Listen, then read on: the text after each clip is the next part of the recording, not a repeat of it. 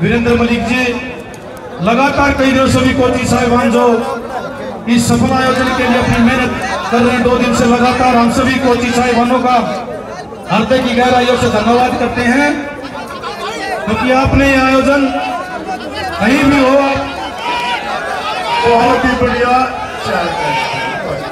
Standing danger है।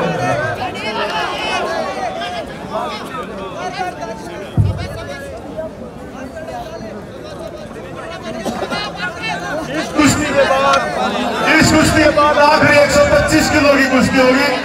विशाल झज्जर और रोहित सोनीपत, वो भी फाइनल बाउट है और कुश्ती समाप्त होगी भाई। इस कुश्ती में फर्स्ट रहे ब्लू कॉस्ट्यूम सुनील सोनीपत, भाई तालियां बजाएं पहलवान के लिए। बिल्कुल लिख दो तभी सोनीपत का।